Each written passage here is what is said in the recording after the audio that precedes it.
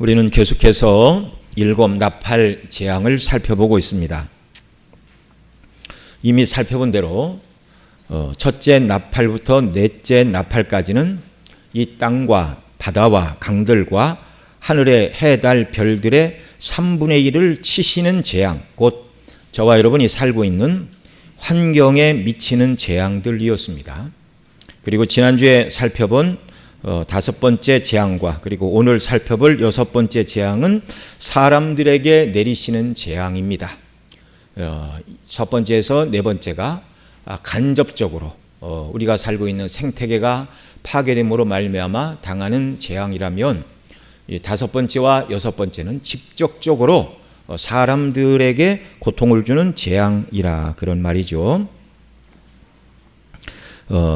다섯 번째 재앙은 사람들에게 주는 재앙이지만 직접적으로 사람들의 목숨을 해하는, 사람들을 죽이는 재앙들은 아니었습니다.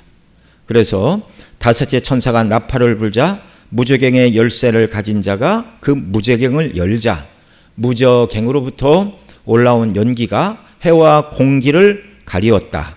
이것이 이제 어두움을 상징하는데 이 세상이 영적으로 어두워졌다라는 것을 말씀을 드렸고, 그래서 사람들은 하나님을 알지 못하고 살아계신 하나님을 부인하니 절대 진리는 부정될 수밖에 없고, 창조주 하나님을 머릿속에서 지우고 나니 오직 이 땅에서 사람의 죄악된 본성의 욕구만 추구하는 것이 의미 있는 삶으로 받아들이는 세상, 하나님도 없고 진리도 없고 내가 하고 싶은 것을 하는 것이 진리라고 말하는 이런 잘못된 세속주의, 인본주의, 반지성주의, 물질주의, 다 이런 것들이 오늘날 우리가 살고 있는 이 시대를 온통 뒤덮고 있다는 말입니다. 그리고 이 어둠 가운데 이 황충들의 임금은 파괴를 일삼는 파괴자 사단이라고 말씀을 드렸습니다.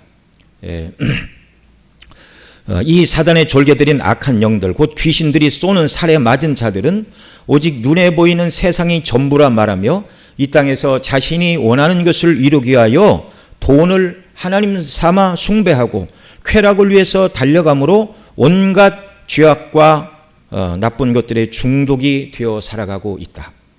그것이 기쁨을 주고 행복을 줄 알았는데 하나님 대신 돈과 쾌락과 세상을 사랑하며 추구하며 살아가는 삶은 행복과 기쁨과 만족이 아니라 도리어 모든 인생들을, 그것을 추구하는 자들을 절망과 불안과 상실과 무력감에 빠져 죽기를 구하나 죽을 수도 없고 죽음이 저희를 피하는 영적인 방황과 고통 속에 살게 되는 재앙이 우리가 앞 시간에 살펴본 다섯 번째 나팔 재앙의 내용이었습니다.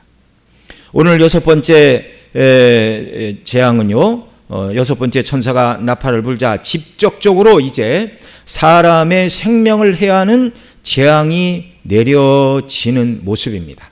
다섯 번째, 여섯 번째가 사람에게 직접적으로 내려지는 나팔 재앙들인데, 다섯 번째가 영적이고 정신적인 고통을 주는 것이라면 이 여섯 번째 재앙은 실제 사람들의 목숨을 빼앗는 이런 일들, 그러니까 전쟁과 사륙, 이 모든 것들이 다 포함이 되는 이런 재앙이라 하겠습니다. 오늘 이 말씀을 우리가 살펴볼 때 성령께서 저와 여러분 모두에게 기름 부음을 허락해 주셔서 말씀을 잘 깨닫고 이 말씀을 통하여 주시는 교훈을 따라 육체의 남은 때를 살아가는 자들이 되도록 은혜를 베풀어 주시기를 소원합니다. 여섯째 천사가 나팔을 불자 쏟아진 재앙의 대략적인 내용은 이런 것입니다. 여섯째 천사가 나팔을 불자 하나님 앞 금단 네 뿔에서 한 음성이 나서 나팔을 분 여섯째 천사에게 큰 강 유브라데에 결박된 네 천사를 놓아주라, 이런 음성이 들렸고요. 그러자 네 천사가 놓였는데 그들은 그 연월 일시에 사람들 3분의 1을 죽이려고 준비된 자들이었습니다. 그 네 천사가 사람 3분의 1을 죽이는 방식은요, 그 네 천사들이 2만만의 마병대를 동원하여 사람을 죽이는데, 마병대의 모습은 말과 그 말을 탄 자들이 불빛, 자줏빛, 유황빛, 호심경, 심장을 보호하는 갑옷으로 무장을 한 모습이고, 그 다음에 공격용 무기가 있죠. 말들의 머리는 사자와 같고 그 입에서는 불과 연기와 유황이 나오는데 그것으로 사람 3분의 1을 죽인다, 이렇게 말합니다. 뿐만 아니라 그 말들에게는 뱀 같은 꼬리를 가지고 있는데 그 꼬리에도 머리가 있어 꼬리로도 사람을 해하더라. 이 재앙으로 죽는 사람은 3분의 1인데 죽지 않은 사람은 이제 3분의 2가 남아있는 것이죠. 아직 모든 사람들이 다 죽은 것은 아니니 이 끔찍한 6번째 나팔 재앙도 마지막 심판의 모습은 아닙니다. 그런데 이 재앙에 죽지 않고 살아남은 3분의 2에 해당하는 자들은 자신들이 그 재앙을 받은 이유가 바로 하나님을 떠나 우상을 숭배하였고 살인하였고 복술과 음행과 도둑질에 빠짐으로 말미암아 하나님의 진노로 이런 재앙을 당하였음에도 불구하고 그들이 자신들의 죄를 어떻게 한다고요? 회개하지 않는다고요. 그래서 이제 마지막 7번째 나팔이 울리고 최후 심판이 실행될 수밖에 없다는 것을 오늘 본문이 말씀해 주시고 있는 내용의 개략적인 뜻입니다. 자, 이 6째 재앙을 해석하되 우리 개혁주의, 우리 교회에서 해석하는 방식이 아닌 미래에 일어날 일이라고 주장하는 세대주의자들의 해석을 잠깐 소개하겠습니다. 이게 바른 해석이 아니라는 걸 전제로 하고 들으시기 바랍니다. 자, 마지막 때 어느 시점이 되면 실제로 전쟁이 일어나는데 사람 3분의 1이 죽는 일이 앞으로 일어날 것이다, 이렇게 미래주의적으로 이렇게 해석을 해요. 아직 그들에게는 이 6번째 나팔이 불리지 않은 겁니다. 그들은 유브라데라는, 여기 유브라데는 유프라테스, 티그리스 강 유역을 말하죠. 이 실제 유프라테스 강가에 이 강이 마르고 이 실제 장소에서 2만만이라는 군대가 동원되어 전쟁이 일어나게 될 것이다, 이렇게 해석을 하는 견해입니다. 여러분, 2만만 1만 곱하기 1만 하면 얼마죠? 동그라미가 4개 곱하기 4개니까 1 뒤에 동그라미가 8개 붙으면 1억입니다. 2만만이니까 곱하기 2 하면 2억. 2억의 마병대, 엄청난 숫자이죠. 그리고 이 마병대 입에서 불과 연기와 유황이 나온다고 말씀하는 것을 불을 뿜으며 포탄을 발사하는 탱크가 여기 말하는 마병대라, 이렇게 해석하는 분들이 있습니다. 그러나 여러분, 초대교회 시대에는 탱크가 없었습니다. 실제 2억의 군대가 유브라데 강가로 모인다는 이 해석은요, 이 해석대로 이제 뜯어 맞추려고 하니까 어떤 나라에서 2억의 군대를 동원할 수 있겠는가? 바로 중국과 인도의 군대라면 가능할 것이다, 이렇게 해석을 해서 6번째 나팔이 울리면 중국과 인도의 2억의 군대가 모여서 전쟁을 일으키게 될 것이다. 이 말씀을 드리는 이유가 제가 어려서 그렇게 이 말씀을 강론하는 설교를 듣고 자라서 아마 여기 계신 상당수 여러분들의 머릿속에서도 여기 2만만, 2억은 중국과 인도 군대, 이런 개념이 머릿속에서 지우라고 지금 이 말씀을 드리는 겁니다. 이렇게 6째 나팔 재앙이 미래에서 일어날 일로 실제 2억의 군대가 유프라테스 강에서 그리고 탱크를 가지고 전쟁이 일어나게 되고 그날의 세상 사람 3분의 1이 죽을 것이라고 해석을 하는 이 세대주의 견해. 여러분, 과거 이런 해석으로 이 말씀을 들었다면 이제 이런 생각들을 우리 머릿속에서 좀 털어내야 됩니다. 개혁주의 입장에서는 이런 해석을 지지할 수가 없기 때문이죠. 왜 그러냐면 계시록의 말씀은 대부분이 다 상징입니다. 예를 들어서 7교회를 향하여 주시는 그들이 당했던 고난, 어려움, 뭐 그런 것들은 실제로 당했던 일들이죠. 실제로 당했던 일들이죠. 그 7교회는 실제 교회입니다. 물론 그 7교회의 모습이 예수님의 초림부터 재림 사이의 교회사 속에서 나타날 교회의 모습이라고 말씀을 드렸지만 그런 의미에서 상징이지만 7교회는 실제입니다. 그러나 대부분의 이 계시록의 말씀은 상징으로 주어진 것이라는 걸 기억해야 돼요. 그리고 7인 7나팔 7대접의 재앙은 말씀드린 대로 예수님 초림부터 재림 사이에 일어날 일을 3번 반복하고 있다고 말씀을 드렸습니다. 일곱 나팔 중에서 마지막 일곱 번째 나팔 재앙은 역사의 마지막에 일어날 일이지만, 그러나 첫 번째 나팔 재앙부터 여섯 번째 나팔 재앙은 예수님 초림부터 재림 사이에 어떤 때라도 일어날 수 있고, 이 나팔이 어떤 때는 여러 개가 동시에 울려서 재앙이 쏟아지기도 하고, 뭐 하나나 둘이 나타나기도 하고, 이것이 여러분과 제가 살고 있는 지금 교회사 기간 속에서 일어나는 일들이라는 말입니다. 자, 먼저 2만만이라는 숫자도 우리가 상징이라는 걸 기억해야 돼요. 이 성경이 쓰여지던 상시의 숫자 중에 가장 큰 단위가 만 단위였습니다. 경제 규모가 작았기 때문에 만 단위 이상이 쓰일 일이 거의 없었습니다. 그러니까 성경에서 만으로 쓰인 이 헬라어는 미리아스라는 단어인데, 그 앞에 하나 둘의 수를 지시하는 지수가 없을 때는 예외 없이, 예를 들어서 1만, 2만 이런 표현이 없으면 정말 만이 아니라 셀 수 없는 큰 숫자를 지칭하는 표현이 바로 이 미리아스, 만이라는 단어였어요. 요한계시록 5장 11절에 보면 능히 셀 수 없는 하늘의 천사의 수를 말하면서 그 수가 만만이요 천천이라 이렇게 말합니다. 천사의 수가 만만입니다. 만만을 곱하면 얼마라고요? 1억이라고 그랬죠. 천천을 곱하면 얼마입니까? 100만입니다. 그러면 천사의 수가 만만이요 천천이니, 천사의 수를 뭐라고 해야 돼요? 1억 100만. 그런데 아무도 이렇게 주석을 하는 사람이 없어요. 천사의 수가 만만이요 천천이라 했으니까 만만은 1억이요 천천은 100만이니 하늘에 있는 천사의 숫자가 1억 100만이다. 여러분 어떤 설교집이나 주석집을 찾아보십시오. 그렇게 설명하고 있는 사람이 누가 있는가? 그런데 왜 여기 2만 만만 2억이라고 해석을 합니까? 이건 상징적인 숫자예요.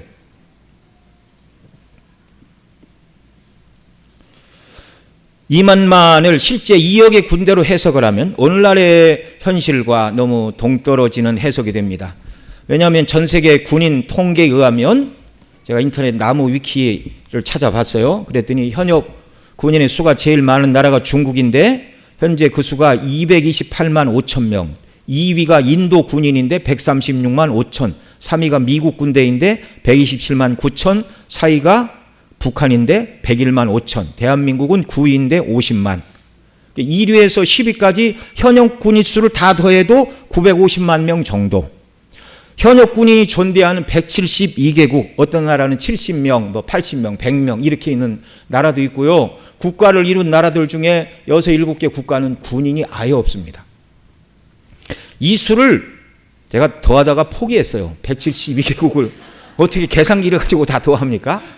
대략 따져봤더니 3천만은 넘고 4천만 명은 되지 않습니다. 전 세계 현역 군인의 수. 전 세계 예비군을 다 동원하지 않으면 2억의 군대가 유보라데 강에 모일 수가 없는 거예요. 또 어떤 분들은 2만만의 마병대가 탱크라고 해석을 하면 더 문제가 됩니다. 초대교회는 탱크가 없었고요. 여러분 어디서 2억 대의 탱크를 마련합니까? 탱크 한 대를 운용하려면 탱크 몰다가 제대하신 분 있어요? 저는 포차 운전병을 했는데 탱크는 4명이 탄다고 그러더라고요. 그럼 2억 대의 탱크를 운용하려면 몇 명이 있어야 돼요? 8억이 있어야 돼요. 8억. 이 문자적으로 상징으로 주신 말씀을 문자적으로 유브라데 강에 2억의 군인 또는 2억 대의 탱크가 모여 전쟁을 벌여 현재 살고 있는 지구 인구의 3분의 1이 죽는다. 이건 불가능한 해석입니다. 불가능한 해석. 그러니 우리는 개혁주의 입장에서 이 말씀을 우리가 해석을 해야 됩니다. 자, 먼저 우리 맨 먼저 금단부터 나오죠. 오늘 본문 13절 말씀 함께 읽겠습니다. 시작. 여섯째 천사가 나팔을 불매 내가 들으니 하나님 앞 금제단 넷불에서 한 음성이 나서. 자, 하나님 앞 금제단, 성전에 성소에 제단이 2개 있었죠. 뜰에 있었던 놋제단, 그 다음에 성소 안에 금제단, 다른 말로 분향단 이렇게 불렀습니다. 여러분 이건 이미 8장에서 우리가 다 살펴본 내용이니까 간단하게 말씀을 드릴게요. 하나님 앞 금단에 천사가 금향로를 쏟았지요. 근데 금향로에 무엇과 무엇이 들어있었어요? 우리의 기도와 향연을 함께 담아 쏟았는데 그 향연을 뭐라고 말씀드렸죠? 우리를 위하여 중보기도하시는 예수님의 중보기도. 이 기도를 쏟자. 하나님이 이걸 받으시고 기도 응답으로 불을 담아 이 땅에 쏟았는데 우레와 음성과 번개와 지진으로 세상을 심판하시는 모습이 7번째 인재앙의 내용이었습니다. 다 기억나시죠? 여기 바로 그 금단이 이 금단이에요. 예, 그 8장 2절에 보면 7째 인을 떼자 7 천사가 7 나팔을 받았더라. 그래서 7번째 인뿐만 아니라 앞으로 벌어질 모든 7 나팔도 성도들의 기도를 들으시고 하나님이 세상에 내리시는 재앙이라. 기억나십니까? 네, 얼마 되지 않았는데요. 오늘 특별히 6번째 재앙을 말하면서 금단 넷불 사이에서 음성이 들렸다 이렇게 말씀하는 것은 역시 성도들의 기도를 들으시고 하나님께서 세상을 심판하시는 재앙의 내용이라는 말입니다. 그러니 여러분, 우리의 기도는 힘이 없는 게 아니고 해도 그만 안 해도 그만이 아니라 정말 하나님이 우리 기도를 들으시고 역사를 운용하시고 통치하시는 일. 그래서 성도의 기도가 그리스도와 함께 왕노릇하는 왕권을 행사하는 방식이라고 말씀을 드렸습니다. 그러니 여러분, 우리 주변에 있는 사랑하는 가족들, 아직 믿지 않는 사람들, 예수님 믿는 일들을 위해 더더욱 기도하시기 바랍니다. 믿기는 하지만 믿음이 연약한 분들을 위해 더욱 기도하시고 하나님의 은혜로 견고히 붙들어 주시기를 더욱더 간구하는 역사가 우리에게 있기를 바랍니다. 자, 오늘 6째 나팔 재앙도 바로 성도의 기도를 들으시고 하나님께서 세상에 내리시는 재앙이라는 것을 금제단 넷불 사이에서 한 음성이 나서 큰 강 유브라데에 결박한 내 천사를 놓아주라 이렇게 말씀하고 있습니다. 자, 그 기도의 내용은 이제 6장 9절로 11절 제단 아래 일찍 죽임을 당한 자들, 순교자와 순교자적인 삶을 살다가 죽은 자들이 하나님께 드리는 기도였어요. 그 기도의 내용이 무엇이죠? 우리 피를 갚아달라는 것이었습니다. 그것이 개인적인 원한을 갚아달라는 기도가 아니라 하나님의 공의가 시행되고 하나님 나라가 속히 임하기를 원하는 기도, 곧 천국에 임하고 예수님이 재림하시기를 간구하는 기도라고 말씀을 드렸죠. 그 기도를 받으시고 지금 이 6번째 나팔 재앙이 지금 실현이 되고 있는 것입니다. 이 6번째 재앙을 내리시는 음성이 제단 뿔 사이에서 났는데요. 예수님의 음성이든지 아니면 주님의 명령을 받은 천사의 음성이 제단 뿔에서 나왔는데, 여러분, 뿔은 권세와 능력의 상징입니다. 그래서 성소 밖에 있는 마당의 놋제단에도 4개의 뿔이 있고요. 금 제단에도 4개의 뿔이 있다는 거, 우리 출애굽기 말씀 살펴보면서 말씀을 드렸죠. 뿔이 권세와 능력의 상징인데 바로 번제단의 그 뿔은 무엇입니까? 예수님의 죽으심을 상징하는 것이 번제단에서 드려졌던 제물들의 의미인데요. 놋제단이 상징하는 바 예수님의 대속의 죽음의 권세 때문에 그 예수님을 믿는 저와 여러분의 죄가 사함을 받는다는 것을 보여주는 것이고요. 금단에 있는 넷불은 바로 그 번제단에서 제물을 불살랐던 숯을 가지고 향을 살라야 됐어요. 그렇게 안 해서 죽은 사람 있죠. 맨 처음에 제사장들. 네.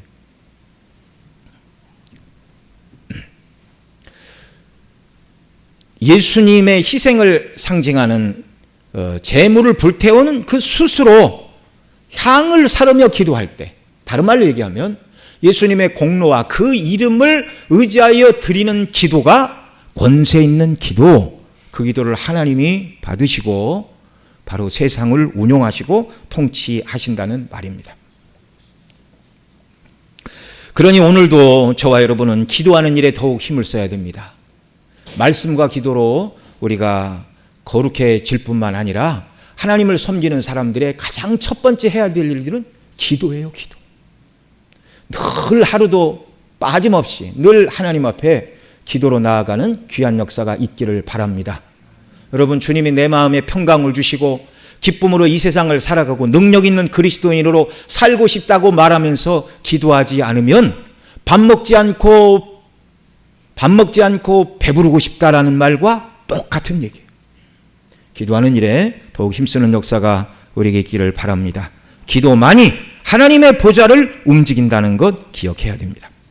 자, 두 번째로 유브라데 강의 의미를 살펴보겠습니다. 이 유브라데는 앞서 말씀드린 유프라테스 강인데요. 지도를 잠시 보여주시기 바랍니다.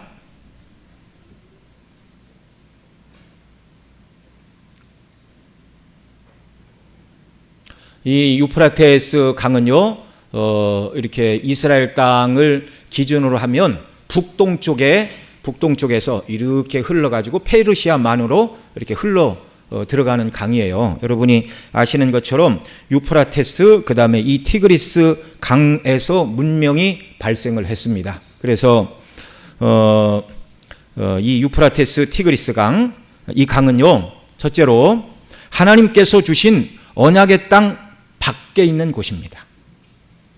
아브라함에게 너와 내 후손에게 주신다고 하신 약속의 땅 북쪽 경계가 바로 이 유프라테스 강이었어요. 창세기 15장 18절 제가 읽어드리겠습니다. 그날에 여호와께서 아브라함과 더불어 언약을 세워 이루시되 내가 이 땅을 애굽 강에서부터 큰 강 유프라테까지 내 자손에게 주노니.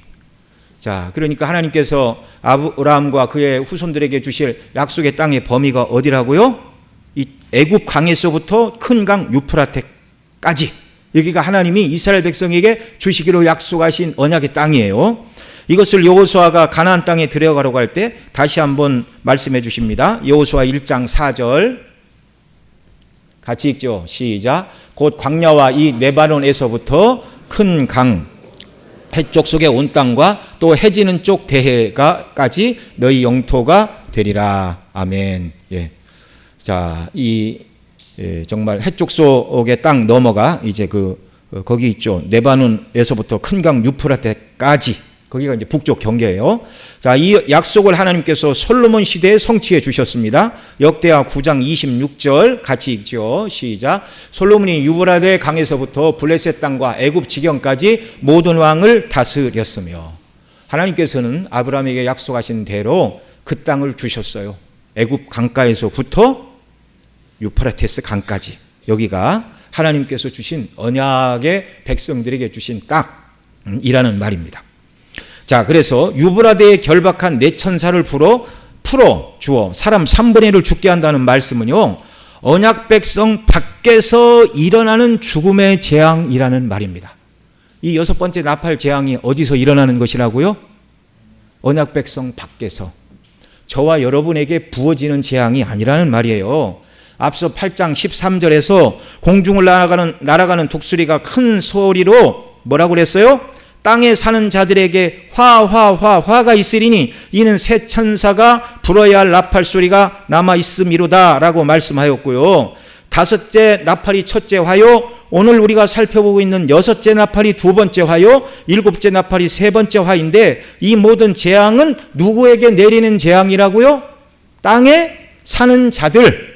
우리 지난주에 계시록에서 땅에 사는 자들은 그리스도 밖에 있는 자들을 지칭하는 용어라고 세 개의 성경 구절을 읽으면서 우리가 살펴보았습니다.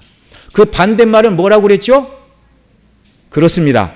계시록 3장 6절에 기록된 하늘에 거하는 자들, 그 문맥에서 하늘에 거하는 자들이라고 말하지만 이미 천국에 들어간 자들을 말하는 것이 아니라 짐승이 회방하는 지상괴를 부르는 용어가 하늘에 거하는 자들이었어요. 그러니까 예수님 믿고 구원받은 저와 여러분은 이 땅에 살지만 성경에서는 저와 여러분을 어떤 자들이라고 부른다고요? 하늘에 사는 자들로 부른다고요.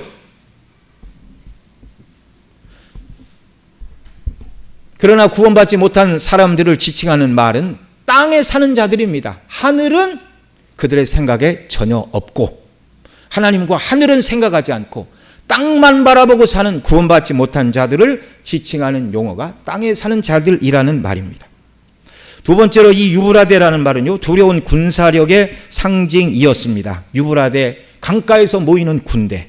여러분 구약에서 이 유프라테스, 티그리스 강 유역 지도가 나왔습니까? 네,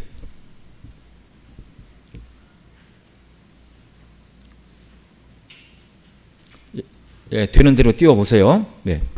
자, 유프라테스 티그리스 강 유역에서 구약 성경에 보면 아수르와 바벨론, 페르시아가 각각 패권을 차지했던 곳이 바로 유프라테스 티그리스 강 유역, 바로 거기였습니다. 여러분, 북이스라엘을 멸망시킨 나라가 어디였어요? 아수르였어요. 아수르. 바로 이 유프라테스에 있던 나라인데, 이렇게 이스라엘 땅 기준으로 이렇게 동북 쪽에 이렇게 흐르는데, 이쪽은 사막이에요. 그래서 이 유프라테스로부터 군대가 오려면 이렇게 서쪽으로 이동을 해서 이스라엘 땅 북쪽으로부터 이렇게 내려오는 겁니다. 그래서 성경에 보면 끓는 가마가 북으로부터 예비되어 있다, 이런 표현들. 그러니까 동북쪽 또는 뭐 북동쪽에 있는 아수르 또는 바벨론의 침략을 그렇게 이제 북으로부터 이제 침략군이 올라온다, 그렇게 표현을 하는 것입니다. 자, 말씀드린 대로 북이스라엘은 아수르에 의하여, 남쪽 유다는 바로 아수르 다음에 대제국을 이룬 바벨론에 의하여 북이스라엘과 남쪽 유다가 다 멸망을 하고 말았습니다. 이 두 나라가 바로 유프라테스 티그리스 강 유역의 문명을 이룬 국가들이었습니다. 그래서 그 다음에 이제 바벨론을 멸망시키고 생겨난 나라가 그 다음에 이제 페르시아죠. 페르시아. 자, 그 이제 지도가 나왔네요. 여러분 보이시죠? 대해는 지중해이고요. 염해, 요단강, 긴네렛 호수, 여기가 이제 가나안 땅입니다. 그 다음에 말씀드린 유브라테스 강, 저 위에서부터 아래로 흘러 페르시아만으로 흐르고 티그리스 강이 그 위에 흐르고 거기에 발원한 것이 이제 아수르, 바벨론, 나중에 페르시아. 군대가 오되 서쪽으로 이동을 해서 이제 북쪽으로 내려왔다. 이제 그걸 말씀을 드렸습니다. 자, 그래서 이 유프라테스 강이라는 말은 첫째, 언약 백성이 사는 땅 밖에. 그러니까 이 여섯 번째 재앙이 쏟아지는 것은 하나님의 백성들에게 쏟아지는 것이 아니라 땅에 사는 자들에게 쏟아지는 재앙이라는 말이고요.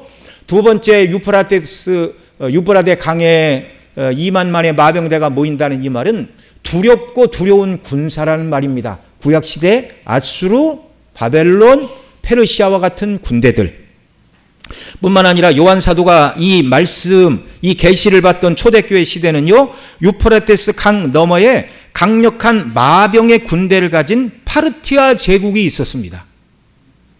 그래, 로마가요, 강력한 국가였지만 주전 53년과 주후 62년 두 번 이 파르티아 제국과 전쟁을 했는데 두 번 다 대패를 했어요. 대패를. 그래서 이 로마 사람들은요, 유프라테스 강 너머에 있는 파르티아 사람들을 매우 두려워하며 살았습니다. 그만큼 유프라테스에 놓인 네 천사가 운용하는 군대인 상진수인 2만만의 마병대는 엄청난 파괴력을 가진 그런 세력이라는 것. 그래서 땅에 사는 사람 3분의 1을 죽인다, 이렇게 표현하고 있는 것입니다. 여러분, 단일 전쟁으로 가장 큰 피해를 입은 전쟁들이 어떤 전쟁이죠? 1차 세계대전에서 대략 1000만 명이 죽었다고 하고 2차 세계대전에서 대략 7300만 명이 이렇게 죽었다고 얘기를 합니다. 여러분, 오늘날 지구 인구 1752년도에 10억이었대요. 18세기 말에. 그런데 2022년 11월 15일에 지구 인구가 80억을 돌파했다고 합니다. 세대주의자들처럼 이 말씀을 해석하면 전쟁이 일어나 일시에 26억 7억이 한꺼번에 죽는다는 말인데, 그렇게 해석하면 안 된다고 말씀을 드렸죠. 유프라테스에서 벌어지는 이 전쟁으로 3분의 1이 죽는다는 말을 한꺼번에 일어난 전쟁으로 3분의 1이 죽는다, 그런 말이 아닙니다. 자, 이것은 아까 말씀드린 것처럼 2만만이 실제 2억의 군사도 아니고 2억 땡의 탱크도 말하는 것도 아니고 유프라테스가 실제 유프라테스 강을 말하는 것이 아니라 언약 백성들 밖에서 벌어지는 전쟁이요, 그 전쟁은 매우 두려운 전쟁인데, 그 전쟁으로 사람들이 3분의 1이 죽는다, 그 말은 이제 뒤에 가서도 말씀을 드리겠습니다. 한 번의 전쟁이 아니라 이 여섯 번째 나팔은요, 한 번만 불리는 게 아니라 이 모든 나팔이 여기저기에서 초림과 재림 사이에 마지막 7번째 나팔은 마지막에 불리지만 첫 번째로부터 6번째 나팔 재앙은요, 아무 데서나 수시로 불릴 수가 있는 거예요. 그러니까 이 땅에 일어나는 여러 전쟁과 사륙으로 인하여 죽는 사람들의 숫자가 3분의 1이다. 이렇게 해석을 해야 하는 것입니다. 자, 그러면 2만 만의 마병대는 무엇이고 그들이 사용하는 무기인 불과 연기와 유황은 무엇이며 3분의 1을 죽인다는 말, 그때는 언제인가? 몇 가지는 말씀을 드렸네요. 자, 먼저 2만 만의 마병대는 실제 사람들로 구성된 군대가 아니라 그 군대를 뒤에서 조종하는 악한 영들을 상징하는 표현입니다. 다섯째 나팔이 불릴 때 무저갱에서 황충이 올라와 사람을 꼬리에 있는 전갈의 살과 같은 곳으로 쏘아 죽을 것 같은 고통을 당하면서 죽기를 구하여도 죽을 수 없고 죽음이 저희를 피하는 고통을 당한다고 말씀을 드렸는데요. 여섯째 나팔이 울리고 난 후에 네 천사가 노했는데 이 네 천사에 대하여 주석가 그레고리 비일은 이렇게 말합니다. 불경건한 영적 군대를 지배하는 권세를 가진 악한 영들이다. 네 천사가 불경건한 영적 군대를 지배한다고 그러니 2만 만의 마병대는 불건전한 영적인 군대고 악한 영들을 말하는 것입니다. 이들이 사용하는 2만 만의 마병대를 묘사하는 말씀이 오늘 본문 17절로 19절입니다. 같이 읽습니다. 이 같은 환상 가운데 그 말들과 그 위에 탄 자들을 보니 불빛과 자줏빛과 유황빛 호심경이 있고 또 말들의 머리는 사자 머리 같고 그 입에서는 불과 연기와 유황이 나오더라. 이 세 재앙 곧 자기들의 입에서 나오는 불과 연기와 유황으로 말미암아 사람 3분의 1이 죽임을 당하니라. 이 말들의 힘은 입과 꼬리에 있으니 꼬리는 뱀 같고 또 꼬리에 머리가 있어 이것으로 해하더라. 이 말씀은 마귀적인 특징을 지닌 두려운 존재들을 묘사하는 말입니다. 앞서 다섯째 나팔이 울리고 무저갱에서 올라온 황충 곧 사단의 졸개들인 귀신들이 철 호심경으로 무장을 하고 있었죠. 근데 오늘 본문 17절에 보면 말과 그 탄자가 불빛과 자줏빛과 유황빛 호심경으로 무장을 했다. 그리고 18절에서 그 입에 불과 연기와 유황으로 공격하는 모습은 귀신들의 흉포함과 사자처럼 물어뜯는 맹렬한 공격력을 말한다. 이렇게 주석가 비일은 말을 하고 있습니다. 특별히 19절에서 이 말들의 힘은 입과 꼬리에 있으니 꼬리는 뱀 같고 또 꼬리에 머리가 있어 이것으로 해하더라.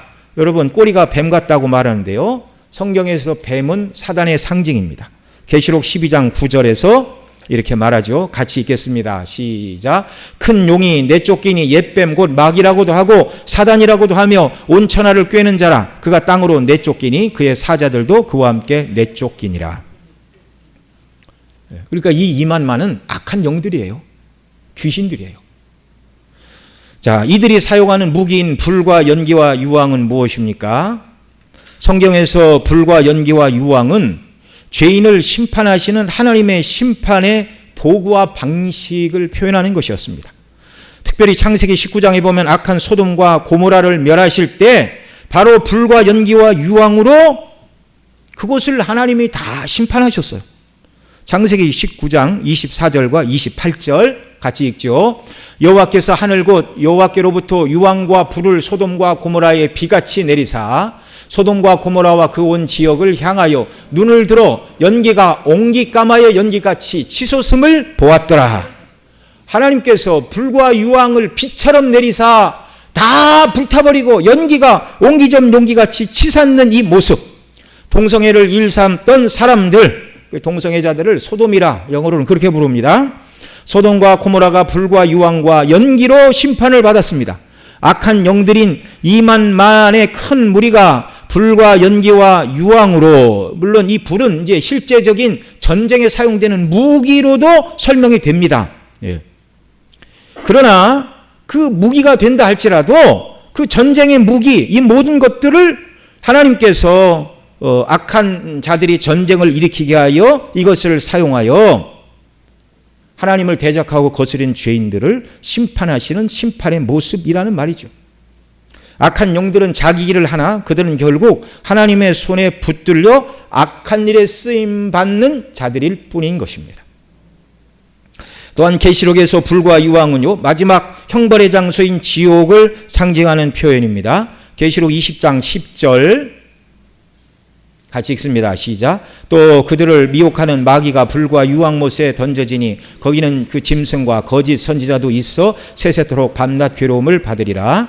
계시록 21장 8절도 있습니다. 시작. 그러나 두려워하는 자들과 믿지 않은 자들과 흉악한 자들과 살인자들과 음행하는 자들과 점술가들과 우상 숭배자들과 거짓말하는 모든 자들은 불과 유황으로 타는 못에 던져지리니 이것이 둘째 사망이라.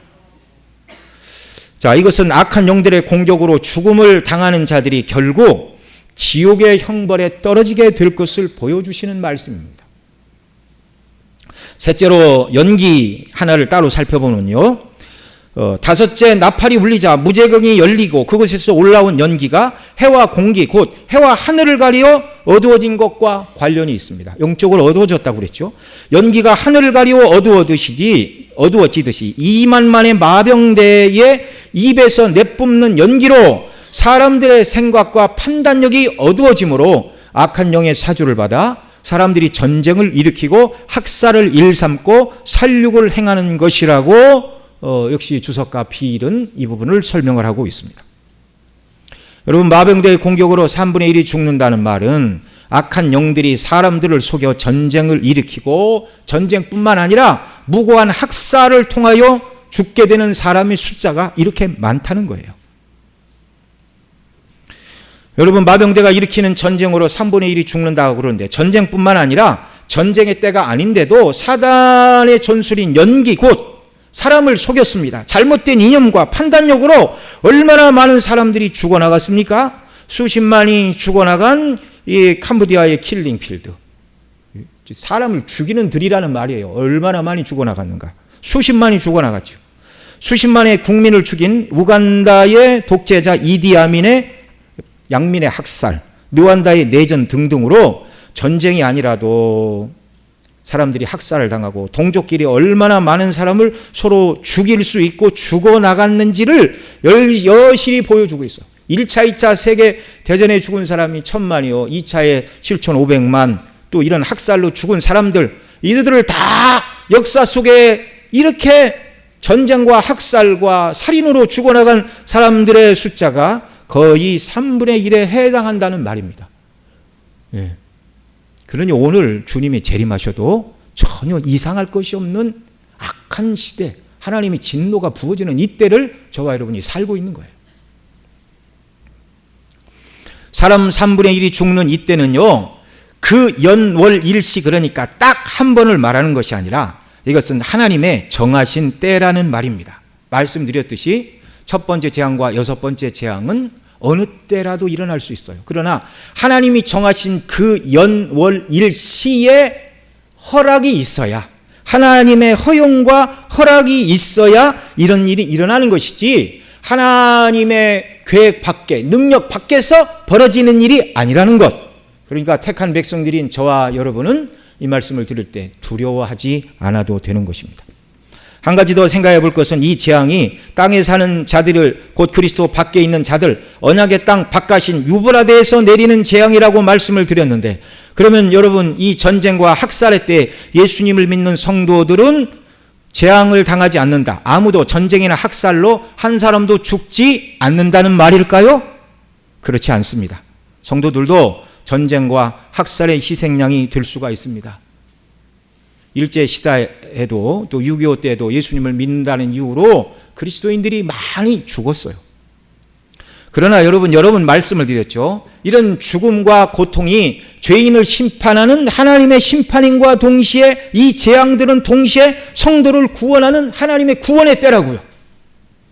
아니, 죽었는데 왜 구원의 때라고 그러시죠? 잘 들어보십시오.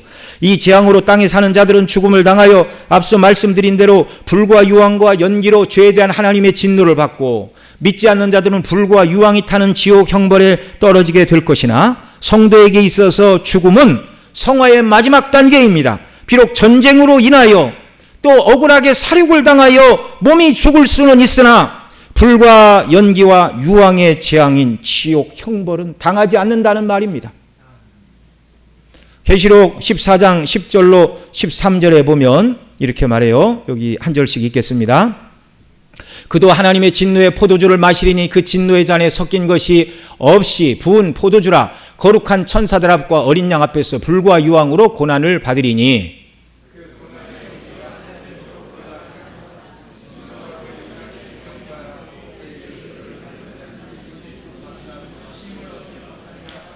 성도들의 인내가 여기 있나니 그들은 하나님의 계명과 예수에 대한 믿음을 지키는 자니라. 또 내가 들으니 하늘에서 음성이 나서 이르되 기록하라. 지금 이후로 주 안에서 죽는 자들은 복이 있도다 하시매 성령이 이르시되 그러하다. 그들이 수고를 그치고 쉬리니 이는 그들의 행한 일이 따름이라 하시더라. 아멘. 여기 10절로 11절에서 죄인들은 불과 유황으로 심판을 받아 고난의 연기가 세세토록 올라가므로 짐승과 그 우상에 경배하고 그의 이름의 표를 받은 자는 밤낮 쉼을 얻지 못한다. 어디에서요? 지옥에서. 그러나 13절에서 믿음을 따라 살고 믿음 안에서 죽은 성도들, 비록 이들 중에는 여섯째 나팔이 물리고 여섯째 재앙으로 인하여 전쟁의 피해자가 되어 육체의 죽음을 당하는 자들이 있다 할지라도 이들은 불과 유황과 고난의 연기로 밤낮 쉼을 얻지 못하는 자들이 아니라 이들은 어떤 자들이에요? 13절에 기록된 것처럼 주 안에서 죽는 자들은 복이 있는데 그 복이 뭐예요? 수고를 그치고 쉬는 것, 곧 천국에 들어가 참된 안식을 누리는 것이다 라는 말입니다. 그래서 비록 전쟁으로 인하여 그리스도인들도 죽지요. 예수 믿는 군인이 나가서 싸우는데 총알이 피해갑니까? 죽지요. 그러나 육체의 죽음에 불과한 것이지 영원한 죽음에 처하는 것은 아니라는 것입니다. 여러분, 영원한 하나님 나라의 소망을 가지시기 바랍니다. 그 나라에서 영원토록 주와 함께 살 이 산 소망을 생각하면 육체의 죽음이 그렇게 두렵고 공포스러운 것이 아닌 것이라는 걸 알게 되는 것입니다. 정말 나이 어린 우리 어린 학생들도, 저도 어려서는 죽음이 너무너무 두려웠어요. 그게 정상입니다. 그러나 하나님께서 우리 모두에게 은혜를 주셔서 이 세상 너머에 있는 하늘의 영광으로 우리 모두를 충만케 하시고 이 여섯 번째 나팔 재앙으로 우리는 재앙을 당하지 않고 비록 몸은 죽을 수 있으나 영원한 하나님 나라에서 참된 안식, 평강을 누리게 될 이 소망을 가지고 이 땅을 살아가기를 바랍니다. 이제 말씀을 맺습니다. 우리는 현재 나팔이 울리고 전 세계 3차 대전이 일어나서 3분의 1이 죽는 재앙을 당할까 봐 두려워할 필요가 없습니다. 우리가 살펴본 대로 이 재앙은 항상 여섯째 나팔, 이 땅은요 항상 여섯째 나팔 재앙 아래 놓여 있는 거예요. 어느 때라도 예수님이 오셔도 이상하지 않은 때입니다. 그러나 예수님 믿는 저와 여러분은 이 재앙으로 인하여 영원토록 불과 유황으로 세세토록 밤낮 쉼을 얻지 못하고 고통을 당할 자들이 아니라 비록 이 세상을 떠난다 해도 그날은 우리의 영원한 안식이 시작되는 영광의 날임을 확신하며 천국 소망으로 기뻐하며 하루하루 살아가시기를 바랍니다. 둘째로 20절로 21절 이하에서는 이 재앙에 살아남은 이 땅에 사는 자들은 여전히 뭐 하지 않는다고요? 회개하지 않는다고요. 회개하지 않는다고요. 우상 숭배와 살인과 복술과 음행과 도둑질, 그들은 이런 죄 때문에 재앙을 당하지만 회개하지 않는다고요.